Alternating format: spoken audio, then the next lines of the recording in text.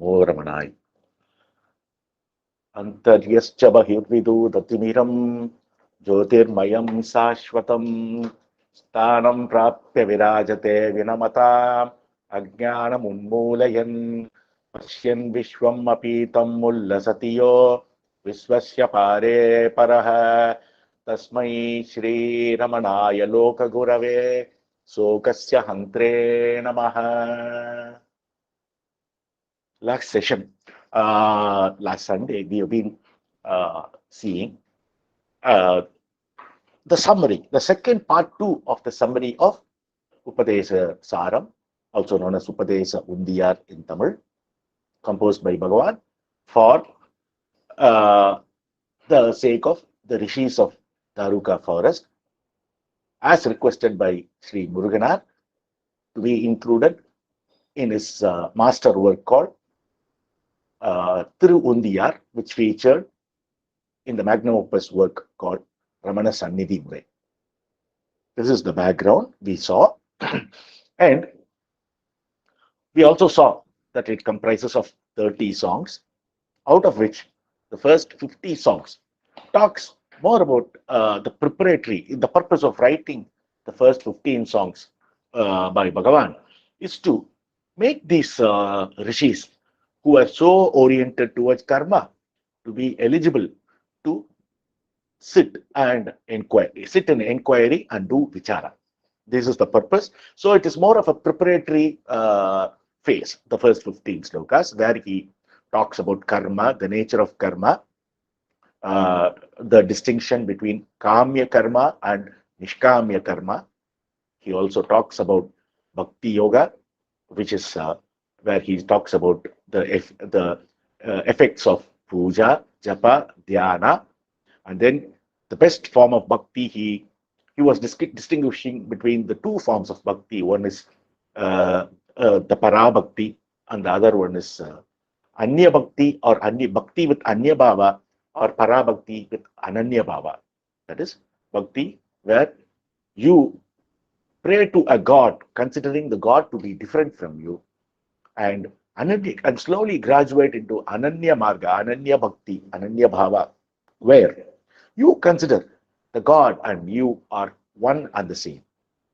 This is Advaita, where there is no two, everything there is only Ekam, and so you consider yourself as a god. That is, the feeling of I you have is the god. So you're going to not leave the feeling of I while you're in prayer. This is where slowly the narrowness or the narrow gap between Bhakti Marga and Jnana Marga comes to be seen. So Bhakti is again sitting with the feeling of I as Arunachala and be on meditation. And Jnana Marga says, stay with the feeling of I, watch where the feeling of I rises from. So ultimately, we are coming to the same point here. So bhakti and jnana are, for a layman, it may appear to be a totally different, completely different marga. But if you analyze it from the way Bhagavan teaches, it is clear and evident that bhakti and jnana ultimately are one and the same. Without bhakti, there is no jnana. Without love for self, we cannot be sitting in self-attention.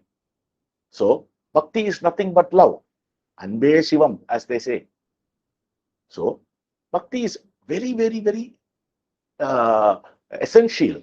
Whether you do jnana, whether you follow the jnana marga or the bhakti or the so-called bhakti marga, it does not matter. Bhakti, that is love, is needed. Love for self here. And in the proper bhakti marga, we say love for Arunachala, and we also say that Arunachala itself.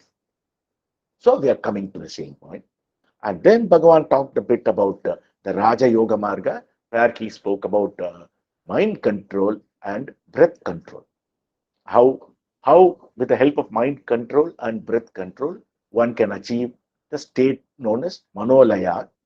And then he went on to explain how to make use of such a Manolaya state and make a complete Manonasha.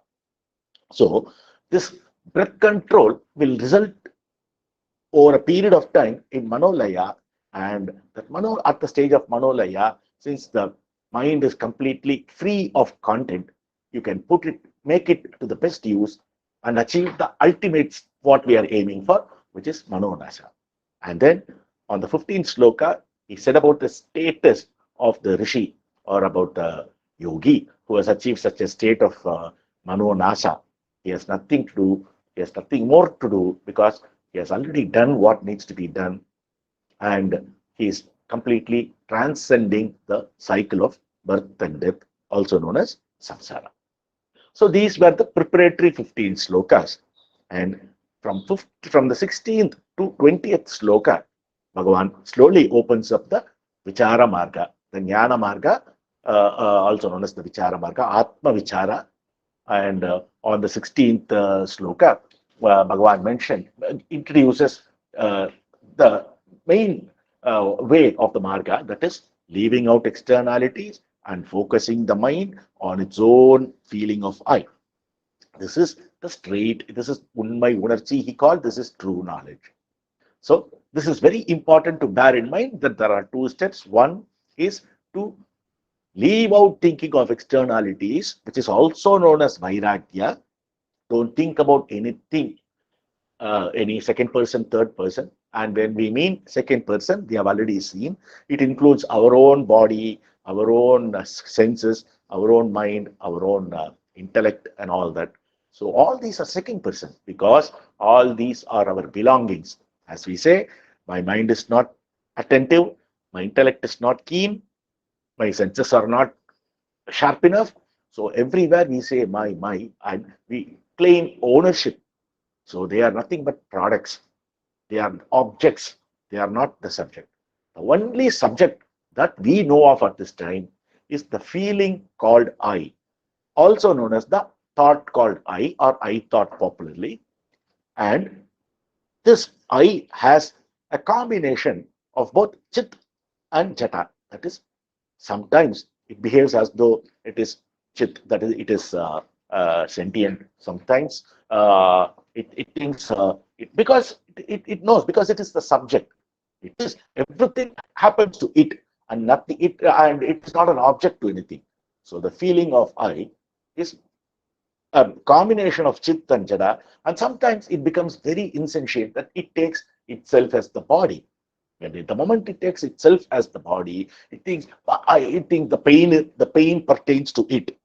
This is known as adhyasa, the superimposition of features of one on another is known as adhyasa.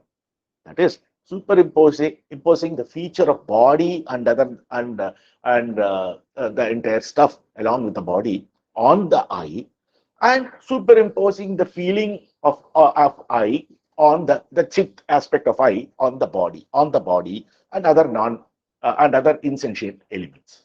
This is exactly what is known as adhyasa, and at the root of samsara is adhyasa. Where there is no adhyasa, no worldly transaction can take place. All worldly transaction has their base on this concept called adhyasa.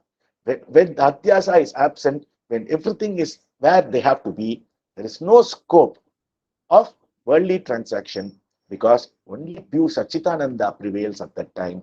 And at that level of Sachitananda, there is no scope for worldly transaction or duality. Where duality is there, that is only where Vyavahara can take place. At Advaita level, there is no room for Vyavahara at all. So, in the 16th sloka, we got that. And in the 17th sloka, Bhagavan gave us understand that if one keenly scrutinize the feeling of mind, what is this mind? And we will come to know that there is nothing called mind. Because it is non-existent, it is phantom.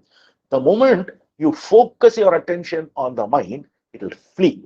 It'll run away because it does not exist in the first place. Bhagavan many times used to say this story of, there is a marriage happening, and in that marriage, a person comes in and he's happily enjoying the feast, really having a fun time and having a great time participating in all the events. And everybody is so helpful to him and so respectful to him. And it was known later, the others, the bride side, they mistook him for the groom side, and there happened to be an opportunity to talk about that. And one of the person from the bride side asked, "Who is this person? Is he from your side?" "No, no, no, no, no. I thought he was from the groom side." The bride people say. Then who is he? Nobody knows. So now some amount of suspicion takes place, and they want to find that person and really understand what's happening. And they could not find that person because he has already come to know he is being watched out for, and he slipped and he went away. He ran away. Mind behaves in the same way. As long as nobody is giving any care about it and using it, allowing it to go its own way, mind will do all this. It will create all kind of worlds. It will create everything what it wants. It'll imagine. It will create. It will make you believe that everything is there. Everything is there in front of you, and the duality will be established beyond, beyond a point of reconciliation. So much of duality will be imposed by this mind, as seen in that story. If one sits back, okay, why is all this happening? Bhagavan has told in the 18th sloka, scrutinize and try to find out what this mind is. At the time, like the person in the marriage who ran away when he came to know that people are trying to find who he is, the mind will run away. This is what is the essence of the 17th sloka.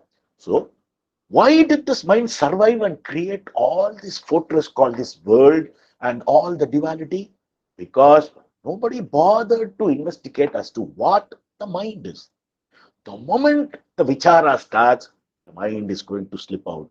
And Bhagavan says, when you do that, you're going to find out there is nothing called mind. And this is the direct path of investigation, of vichara, according to how Bhagavan is teaching us. So we have to, after knowing, after leaving all the externalities and focusing on insight, we have to find out what this mind is, and we will come to know that there is nothing called mind.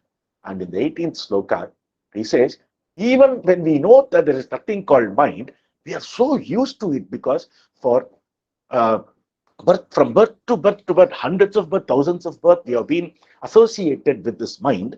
And even though we theoretically have known that there is nothing, and while sitting in the vichara, we have sort of understood that this mind is a phantom and it does not exist. But still, this mind is not leaving us so easily.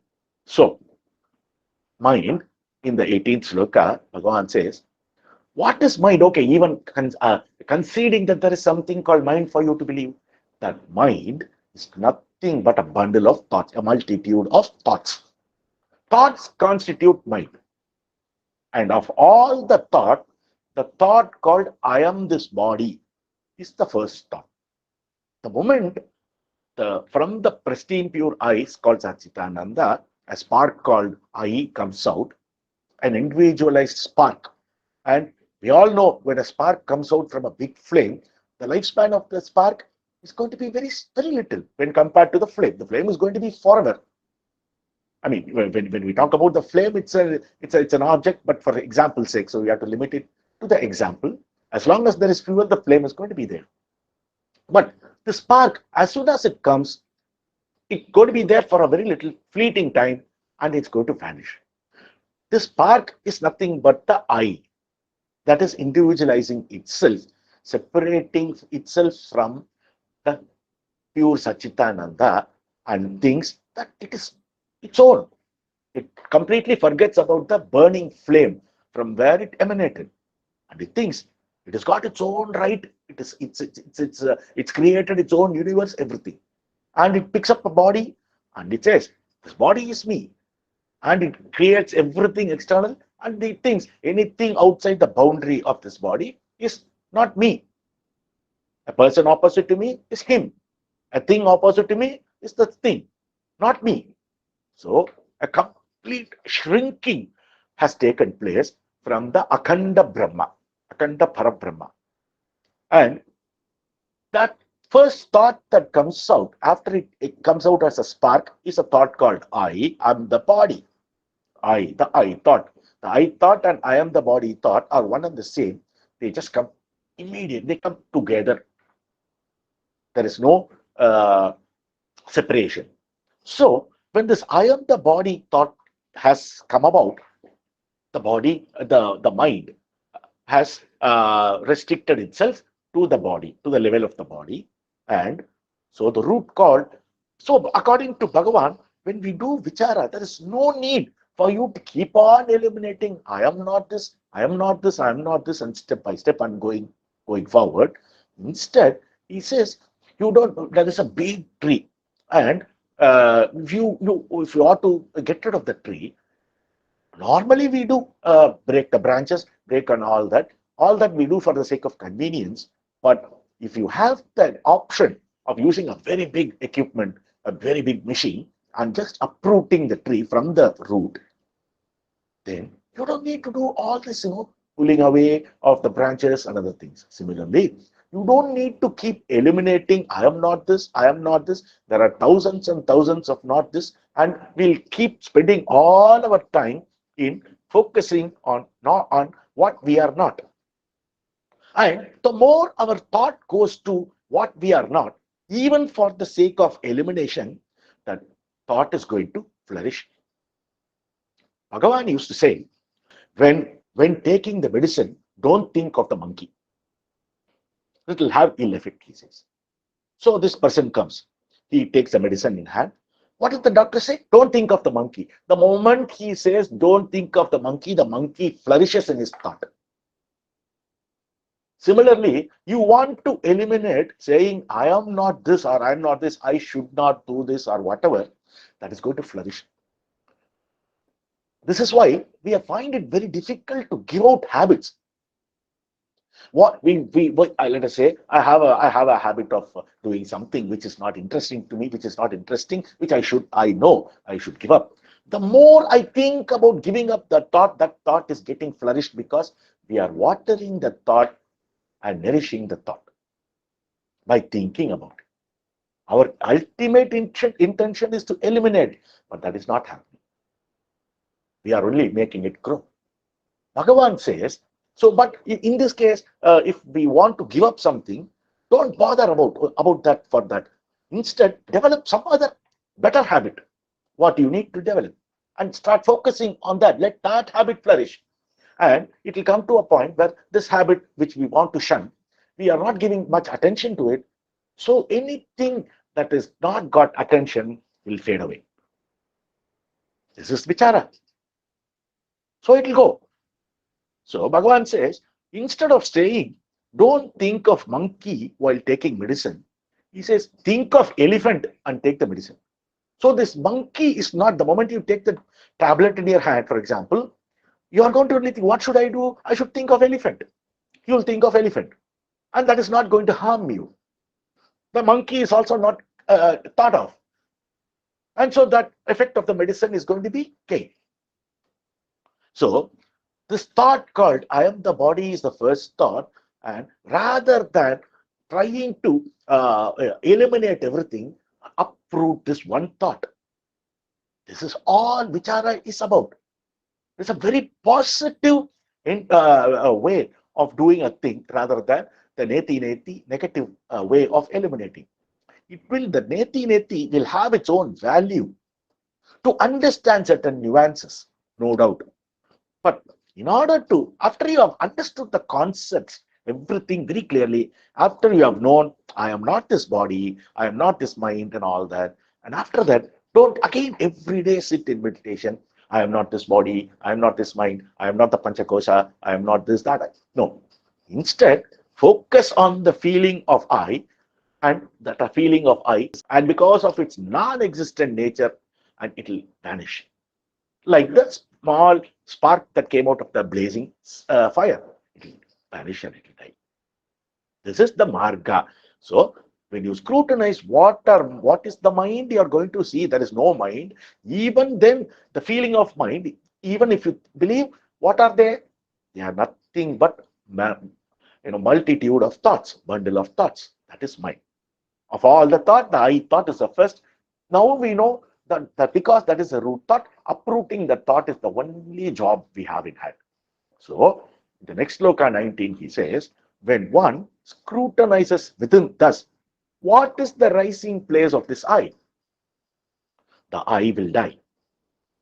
This is self-inquiry, jnana vichara. So, we are trying to understand from where this spark came out, and we are slowly narrowing down and seeing that spark, because and then the spark also has a very limited amount of fuel to really keep burning.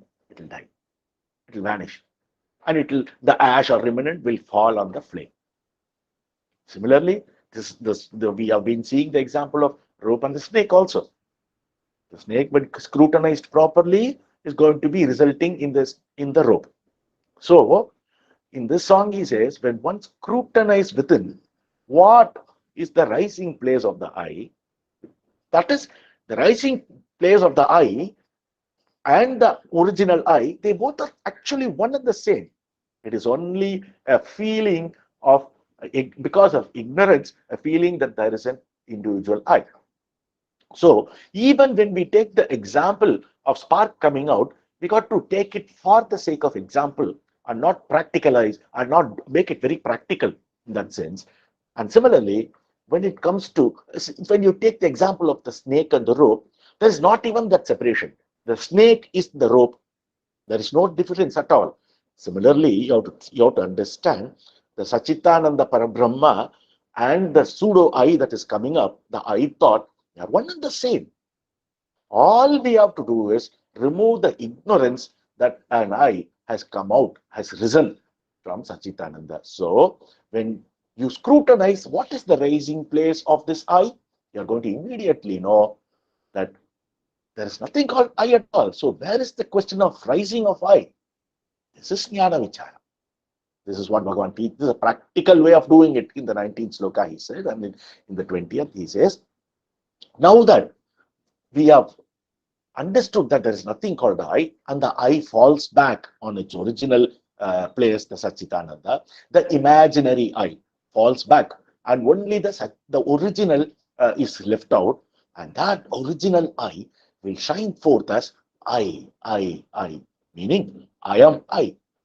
So it has got no adjunct, it's got no upadi in form of mind. So everything is dropped. It is going to be in its pure state of I. So it is going to say I, a feeling called I, an uninterrupted I thought alone will remain. Not I thought, I, the pristine pure I, the I am. I am means I am as two parts. One is the I part, which is nothing but the Sat, and am is the be. One, the I is being, and am is the awareness part, the consciousness. And we have seen that I and the am are one and the same. They are not two. So, Bhagavan has given that when, after scrutinizing and after we understand, realize, have a plenary experience that there is nothing called this I, exactly at that spot, a continuous feeling of I will shine forth on its own. This is the culmination of vichara. With this 20th sloka, the Vichara Marga, we can say, is meaningfully concluded. All we have to do is, with a keen understanding, sit in practice. Sit in, what is the practice? Leave out externalities, focus inside, and stay in the feeling of life. This is all the practices. Nothing else we need to do. Everything else will keep happening on its own.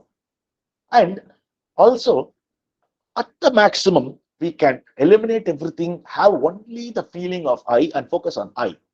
Beyond that, nobody can do anything. It's the grace.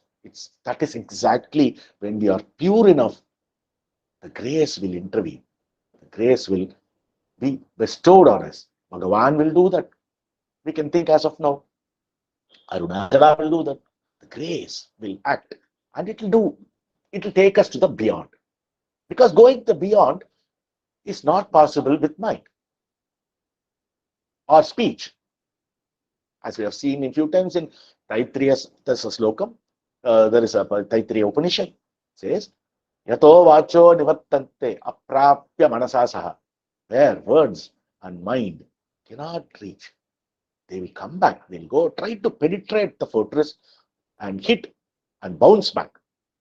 Along with the mind, the words also will come out. The speech also will stop. So it's only the grace that will have to take us to the pristine pure. So our duty is to do the jnana vichara, which is self-attention, in the prescribed manner, as prescribed by Bhagavan. Once we do this, everything, so the simplification of the entire process has taken place just between 16 and sloka 20. It's not a very elaborate process, in the sense there is not much to learn. You don't need to learn volumes. We know we are seeing here each line contains each sloka contains 2 lines, and we talk about 5 slokas. And the sum and substance of the vichara is completed. This is all we need to do. And everything else will be taken care of by Bhagavan. This is Bhagavan's promise to us. So all we have to do is develop bhakti towards our Guru. Develop that faith that my Guru's word is supreme. Muruganar used to say, my Guru, he is my Guru. Even if I am destroyed, I will be proud to be destroyed by my Guru than by anyone else. Once when Muruganar was, as he was new to the ashram, when he came, he was having immense faith in Bhagavan, always, as always. And once a disciple of Kavyakanta Ganapati Muni came to Muruganar and told, see, Bhagavan is totally a self-realized jnani, but you can learn nothing from him. There is nothing to learn from him. So you need a guru who will be able to give you some diksha. And why don't you come to Kavyakanta Ganapati Muni and take mantra diksha a mantra diksha from him. He will give you the mantra and you can start doing your japa. And he said he'll come in the evening and check out. And when that person came, Muruganar just laughed at him. Said, I have the blazing flame right in front of me in front of Bhagavan. Why do you think I'll be interested in anything like what you're suggesting? And he said, whether this Bhagavan is able to teach me anything or not, I have no problem about it. It's Bhagavan's wish that is important to me. Even if I am destroyed, I'll be destroyed by Bhagavan. He knows for sure that Bhagavan will not do that, but his faith in that Guru is so strong. He says, even if I'm destroyed, I'll be happy to be destroyed by Bhagavan. Even if my whole life is wasted, I'm happy to be done with the help of Bhagavan, in front of Bhagavan. Such is the bhava that he had, and we all should develop that bhava. It is extremely important that we have such a bhava. So, towards our Guru, and once we have, and with that kind of a mind frame, if we sit for our vichara, which is self-attention, what is told in 20th sloka will result. Nan, I will start coming out from within. This is culmination. We have achieved what needs to be done. At that time, this feeling of body, this feeling of individuality, everything goes out in a flash. And all this strikes in a second. Once only the practice time can take, because of purification, because of the constant ability to stay on the feeling of why, all that. But actual realization takes place in an instant. Like how King Janaka challenged so many people that they all say it happens in a flash, but prove it. It is said that it is written in the Shastras that before I put one leg on one side of the horse's the steed, and then put my leg on the other side of the horse and climb, self-realization will take place. He said this is bogus. This is not possible. So he asked everyone to demonstrate how is it possible? How is it possible? And people say it is 100% true, but we are incapable of demonstrating it to you. And the king said, if that is the case, you are not fit to be here. So he started imprisoning all the people who say all this. If you say that it is true, the Vedic statement is true, prove it, otherwise go to the jail. So this happened. And at that time, the Ashtavakra Muni was passing by. He was called Ashtavakra because he had 8 deformations in the body. His body was so angular in number of ways, 8 deformations. So Ashtavakra. So he was known as Ashtavakra. And he said, "Why I can talk to the king." He was taken to the king, and a story goes on. I don't want to go into that story, but point here, and then he makes King Janaka understand that yes, it is possible. He casts a kind of he completely he said you're eligible. You'll be eligible to know the Shastra only if you completely surrender yourself to me, who is a Guru. So the king surrenders. The moment the surrender is completed, the realization takes place. So realization can happen like that in a flash. It is not like it can be unsteady or whatever it is. You can see in a lot of places, Bhagavan himself would have said, stated from scriptures like Kaivalya Navanitam and other things, that initially it will be unsteady and it should progress and all that. But we can consider safely that unsteady period and all is still a part of our sadhana. So once at the culmination of the sadhana, what happens? Everything is done in a flash.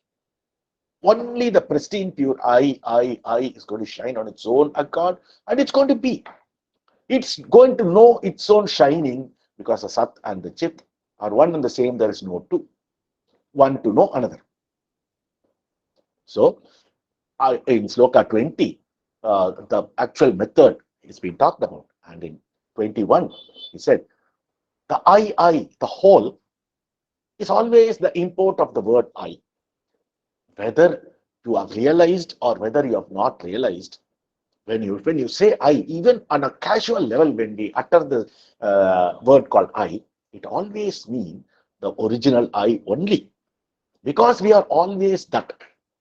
Even literally, because of the absence of our non-existence even in sleep, that only can be the truth. The I is never absent in sleep. It continues through all the phases. It so easily moves around all the 3 avasthas. Brahadaranyaka Upanishad gives the example of a big fish which goes from a huge river, a fully flooded river, on the opposite direction of the flow. It just casually swims from one bank to another. And this is exactly how this I, without any fuss or problem, travels between all the 3 states. And this I we are referring to here is not the thought called I, the pristine pure I. So that when even without knowing ourselves also, when we mention I, it means the pristine pure I. And in the 22nd sloka, he said, he gives a little bit about the Panchakosas. This is the only sloka where he talks about Panchakosa, and only for us to theoretically know that they are not us and to eliminate, not do a vichara on that. So he says, since the body, the mind, the intellect, the breath, and the darkness of ignorance that remains when we sleep, since they are all insentient, they are all jata, they are all unreal, asat. So they cannot be the sat called I. Is established. So a theoretical appreciation that none of these panchakosas are us is important, and it is indeed needed. But we don't need to keep on saying every day, I am not this Annamaya kosa, I am not this Pranamaya kosa, I am not this Manomaya kosa, and all that. We don't need to do that. But for the sake of understanding, Bhagavan is given this in 22nd sloka. And in 23rd sloka, which is an important sloka. We have been seeing quite a bit of the gist. Because of the non-existence of another consciousness to know that which exists, that which exists, that is the reality or Sat, is itself consciousness, Chit. We have seen this in a number of cases, and I have somehow developed this habit of explaining this point quite a bit, because uh, this is something that we should really get ingrained in our mind, that there is only one Ekam. And when we talk about Satchitananda, because quite a lot of time he keep using the word, Sat is not different from Chit, Chit is not different from Ananda, Ananda is not different from Chat, Sat. This is the ultimate. So in this sloka, Bhagavan makes it absolutely clear, because there is this I, and that I is self-effulgent. We have been seeing. How is it? How is this self-effulgent? If it is Jata, it cannot be. So it has to be a conscious entity, and the consciousness that know that I and the I are inseparable. That is why we saw the exact word called I am. I am is the right way of representing Satchit, not I. Normally, in lot of gurus have given, for example, in the literature of I think Nisargadatta Maharaj, I will be considered as the Satchitananda. But here we have to normally take Bhagavan's, from the light of Bhagavan's teaching. I am is the pure is the pure Satchit, because there has to be a component called, not a component. There has to be one understanding of the I and one understanding of the am, and they are inseparable, and they are Swayam Prabha. One, the am part explains the I part, or shows light on the I part. As we have seen, the Ramanam makes us understand the Arunachalam. So they are one and the same. They are not two, because there is no two. There is no scope for two. All duality will take place only after the ego comes out, at the state where ego is not, everything is not, everything is gone. This is and we can intuit this from our deep sleep that we have everyday experience of deep sleep. We can intuit this concept. And it is also said, I am is the first name of God. When we think of God, it is only I am. From that I am comes, based on all the religion. Each religion, we have Shiva, we have Vishnu, we have whatever, and Christianity preaches their own way. Judaism says it is Yahweh, or Jehovah, or whatever, and Islam, they say whatever.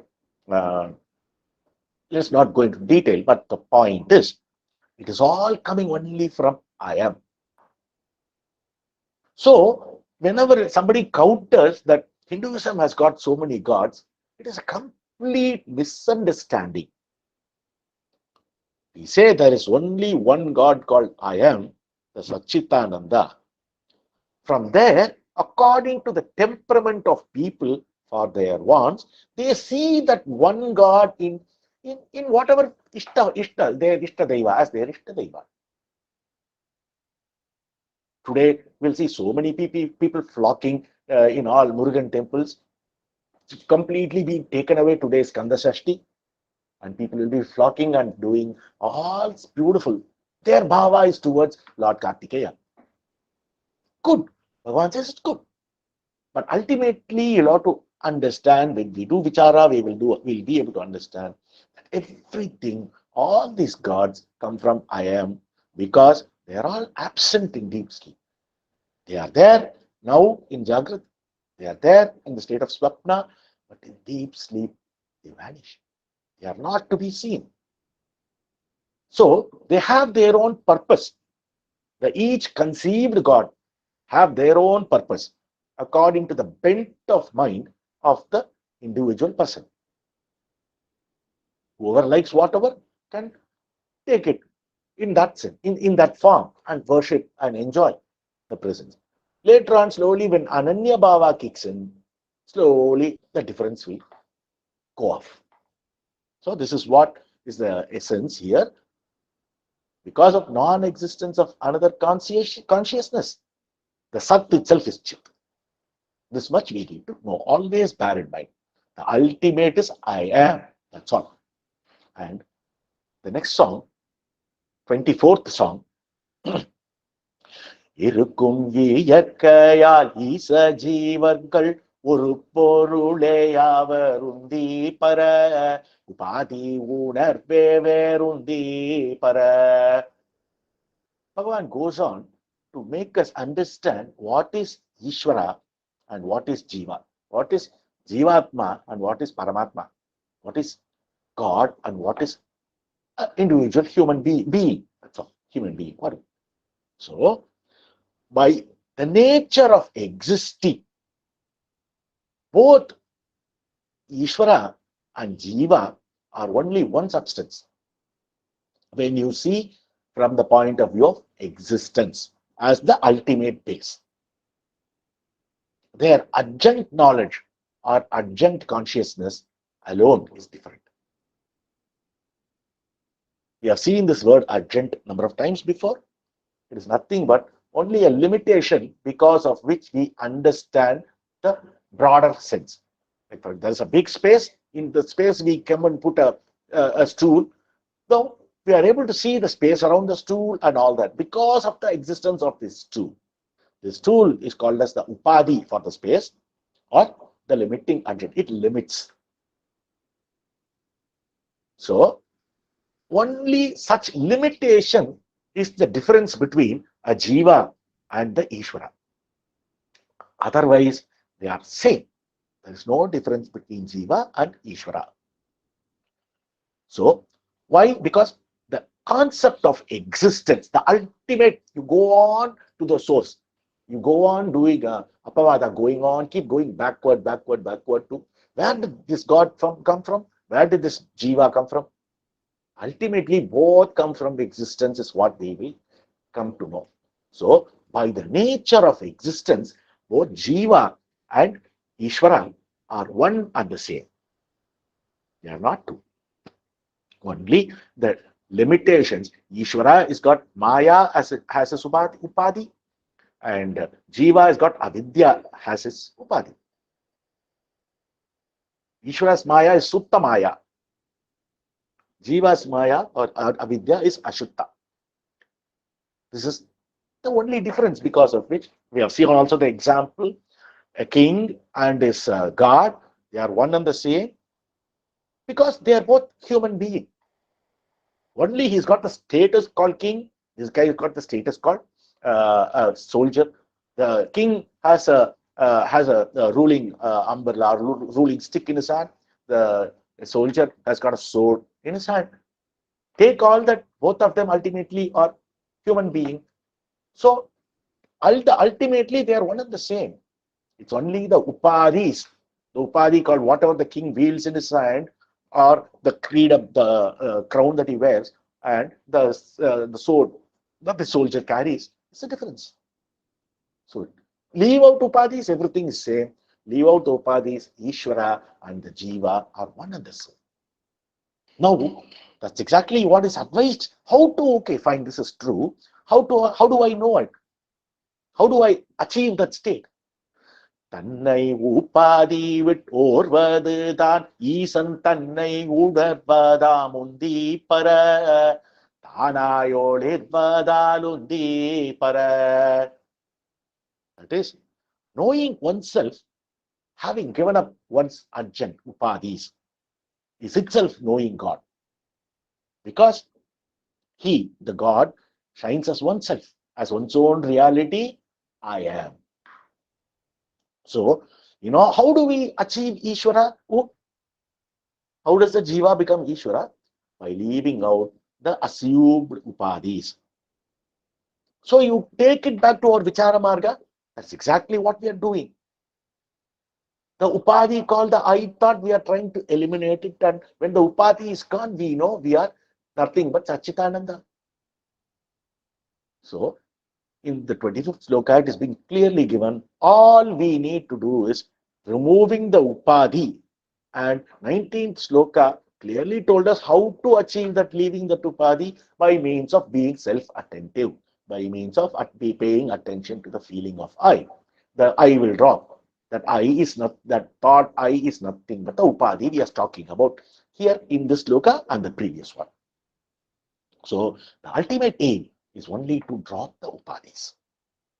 And in 26th, he says, தானாயிருத்தலே தன்னை அறிதலால் தானிரண்டற்றதாலுந்தி பர தன்மய நிஷ்டயிதுந்தி பர. Which means being self is itself knowing self. Because the self, there is no two self, one self to know another. It's all one and the same. It's all rolled in, as we have seen. It's all in the state of Advaita. This abidance as reality is known as Tanmaya Nishta. Tanmaya Nishta is having a staying put in the self. So the meaning is, since we do not have two selves, one self to know the other self. It's all one and the same. It is only appearing. Since the rope is only one, it is never a rope and a snake separately. Similarly, everything is only one here. There is only one self. So, how to know that self? To be the self. You cannot know, because you cannot apply the mind or whatever, because mind are all upadhis and we are doing upadhinasa. So, at the level of upadhinasa, being self is knowing self. They are not, they are all same. Knowing is only a term used for courtesy. Upachara vata, upachara word. So, being self is knowing self. And as I told, we have seen in one of the lectures before, the first Mangala Sloka of Upadesa, of Ulladhu Narpadu, talks about this in elaboration and how to be there, what is meditation and all that. Anyway, we will come to that subject again at an appropriate time. So, in the sloka, it is what is Tanmaya Nishtai means being, staying as self. That's all. Nothing else. And in 27, he introduces the concept அறிவறியாமையும் அற்ற அறிவே அறிவாகும் உண்மையை துந்தி பர அறிவதற்கொன்றில்லை உந்தி பர. This is a very important thing we need to know as worldly people. We have to know what is knowledge and what is not knowledge. What is knowledge and what is ignorance? We have to know. A scientist may know quite a lot of things. I may not know that much. I know only very little here and there, a fleeting knowledge I have. Similarly, an expert in a particular field will know so much. As a novice, I will know nothing. But the knowing of the scientist and my knowing, they both are ignorance. They both fall under the realm of ignorance. I don't know how many of you had the opportunity to listen to the one posting that I made last week called "A Scientist Becomes a Vedantin," where Bhagavan says that you are starting your research with a fundamental flaw of not knowing who you are. So it is all ignorance. Without knowing who you are, you will not be able to conduct any research meaningfully. Why? Because you think all this is knowledge, but everything is ignorance. The knowledge which is devoid of both knowledge and ignorance about objects alone is real knowledge. So, the so-called knowing is not at all knowledge. They all fall under the realm of ignorance. The truth, that is the truth, because in the state of supreme self-experience, there is nothing to know. One to know another, as we saw in the previous sloka also. Only being is knowledge, because Chit is knowledge, and Sat and Chit are one and the same. So, all the other knowledge comes out, worldly knowledge comes out only after the I thought rises. So, that I thought itself is in the realm of ignorance. So anything that comes on the other side of I thought is nothing but ignorance. So there's no point in saying, I know, I don't know. He knows much more. He's a genius. I'm a fool. I'm a genius. He knows nothing. Vain argument. Everybody is in the realm of ignorance. We'll have to transcend this realm of ignorance and go to the level of true knowledge. That is true knowledge. Arivu, ariyamai, knowledge, ignorance. Both are ignorance. They are not true. And that level of true knowledge, there is nothing to know for anybody. Being is the only thing. So, being is knowing. Being is the pure knowledge that we are talking about. Next sloka is Tanadiyal Yadena Tanteri Gilpin Anadi Ananda Satundi Para Akandachi Dhanandam Mundi Para. So he says, so far we have seen about Sat and Chit aspect of Satchitananda. Here, the Ananda portion is being given out a little bit. If one knows what one's own nature is, then what will remain and shine is only the beginningless, endless, Anadi Ananta Sat, unbroken existence, consciousness, bliss. The Anadi Ananta Anandam alone will remain. This verse may also be interpreted to mean, if one knows what one's nature is, then it will be found the beginningless, endless, unbroken. It is only the beginningless and endless existence, consciousness, bliss. Anadi Ananta. There is no beginning, there is no end. So, if one knows what one's nature is, then only this Anadi Ananda Sachitananda will remain. And in the next one, it says, Banda Vidatra Parasugam Utravar Inda Nilai Nitral Undi Para Iripani Nitralamundi Para. He talks about a concept called Iraipani Nitral, abiding as enjoined by God. Staying in service of God also can also mean that doing only what God tells us to do. Being in that is being in service of God. How can you serve a guru? Does the guru need anything from you? Does the all-knowing God needs anything from anyone? So, if somebody thinks he is in service of God, I want to do it for the sake of my God, he's fooling himself. How can you do any service to God, who is always full of whatever he wants? You cannot. The only way you can serve a guru is by abiding by his words. That is Iraipani Nitral, that is abidance in the all the dictates as enjoined by the guru. You have to only listen to Guru's words and put it in practice. That is the only service one of us can do to our Ramana Bhagavan. Nothing else. Nothing else. Let us not even for an inch, for an iota, think that the service we do in ashram, the donation we give to ashram, Bhagavan is not for all this. Because at the level of ignorance, we think it will be, my act of this will be useful for somebody, will be useful for Annadana, will be useful for, I'm going and cleaning the Gosala, will be useful for the upkeep of ashram. All that is okay. But this is not Iraipani Nitral. This is all service to a department at best, you can say. Or at the level of ignorance, you can say service to humanity. All that is fine. All that is fine.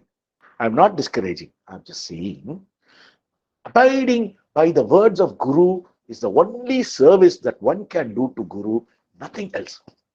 Everything else is ignorance, is under the realm of ignorance. So, if Bhagavan says, sit, do vichara, and if you are able to sit and do that vichara, this is the only service you can do to Bhagavan.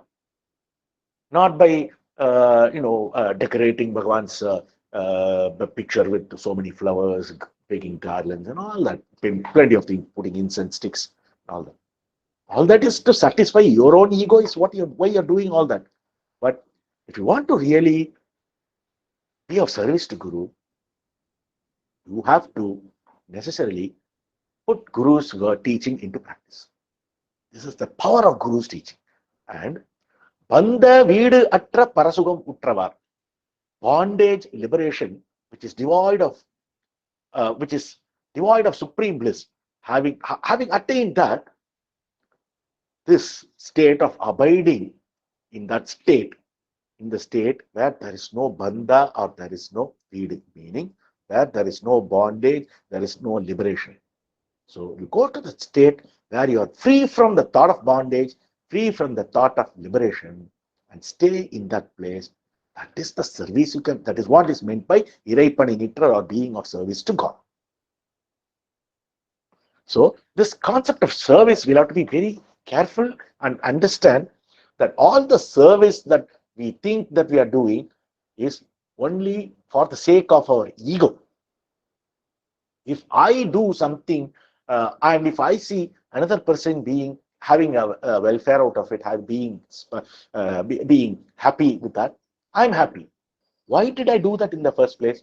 I want to be happy because I cannot bear the pain, his pain. I cannot bear seeing his troubles. So I am eradicating his troubles. Why am I doing that? For me to be happy. If this is not selfishness, then what is? This all comes in. This is how any service that you do to the ego is selfish service. Any service you do to the Guru by putting his teaching in practice is selfless.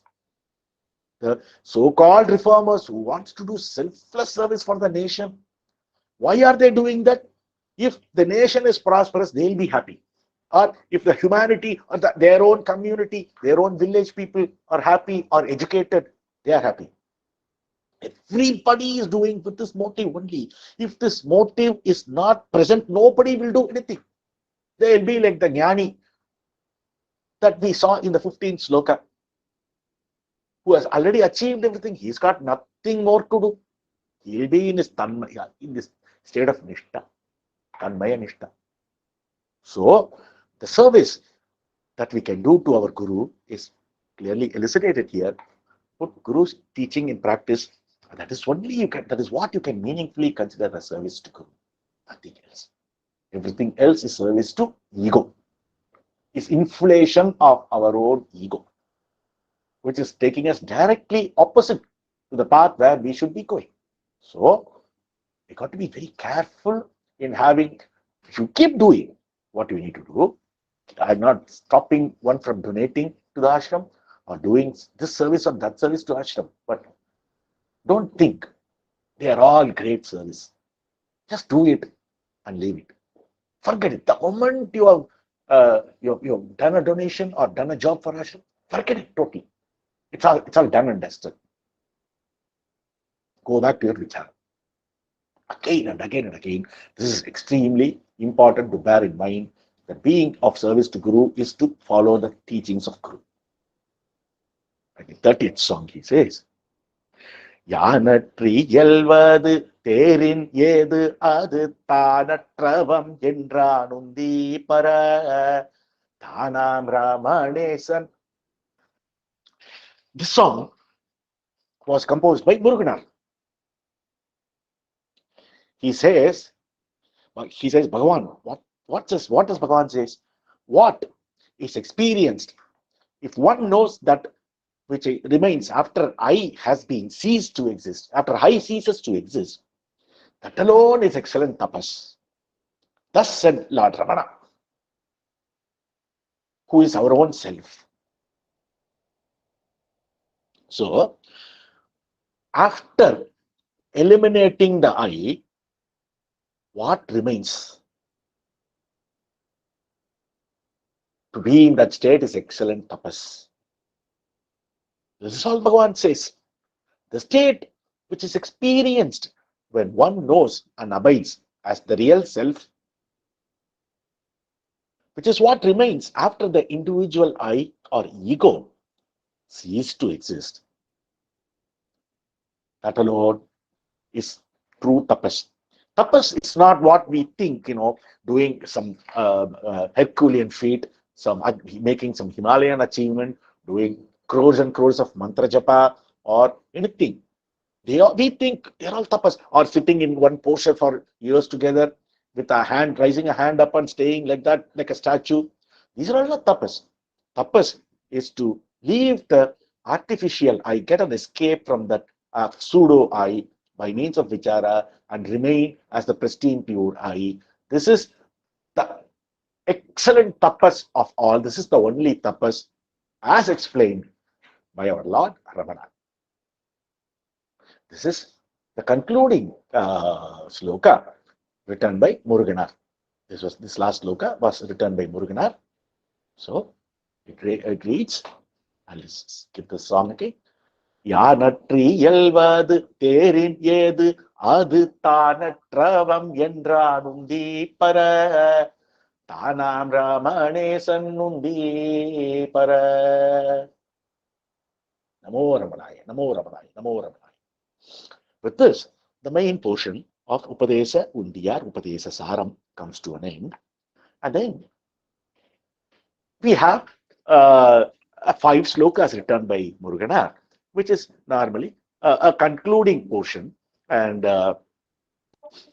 they are called they are not Mankala slogam, but they are the one to glorify Bhagavan, to give all the thanks to Bhagavan, to say what is the benefit of studying this Upadesa Saram and all. So he says, இருடிகள் எல்லாம் இறைவன் அடியை வருடி வணங்கினர் உந்தி பர வாழ்த்து முழங்கினர் உந்தி பர. So, touching the feet of God, Lord Shiva, all rishis, all the ascetics in Dharuka forest paid their obeisance to him and sang his praise. So, this, why, as we trace back, this was all given for the sake of the rishis of Dharuka forest, for them, and they have understood now. They have come to the beautiful, pristine state of I, and now all the rishis, they touch the feet of the Lord and pay their obeisance, thank the Lord profusely. உற்றார் கூருதி உபதேச உந்தியர் சொற்ற குரு பரன் உந்தி பர சுமங்கள வேங்கடன் உந்தி பர. The Supreme Guru who sang the Upadesa Undiyar as an assurance to his devotees who came to him for salvation is auspicious Venkatan, Sri Ramana. Muruganar always, in a lot of his works, he calls Bhagavan as Venkata Ramana, Venkata. So he calls him as Venkata also. So in this song, he says Venkata, that is the Supreme Guru who gave the Upadesa Undiyar is Venkata, that is Ramana, Venkata Ramana. And the next song he says, பல்லாண்டு பல்லாண்டு பல்பல் நூறாயிரம் பல்லாண்டு பல்லாண்டும் உந்தி பர பார்மீசை வாழ்கவே உந்தி பர. May he, Sri Ramana, shine gloriously on earth for many hundreds of thousands of years, is the export of this. Pallandu means many years. Pallandu is a way in Tamil literature, in both in Shaiva tradition and in Vaishnava tradition, they use this Pallandu to bless the God out of affection, out of love, out of thankfulness. So he says, may Guru Ramana, who shine gloriously on earth for hundreds of thousands of years, is Muruganar's heart. His heart is melting. இசையெடுப்போரும் சேவி மாடுப்போரும் வசையறத்தேர் போரும் உந்தி பர வாழி பல ஊழி உந்தி பர. May those who sing, those who hear, and those who flawlessly understand this Upadesa Undiyar shine gloriously for many years. So after giving that Pallandu blessing to Bhagavan, Ramana, Muruganar now says, whoever who sings this Upadesa Undiyar, who hears this Upadesa Undiyar, who understands the import of the Upadesa Undiyar properly, may them live prosperously for a long time. கற்கும் அவர்களும் கற்றுணர்ந்தார்க்குந்தான் நிற்கும் அவர்களும் உந்தி பர நீடூழி வாழிய உந்தி பர.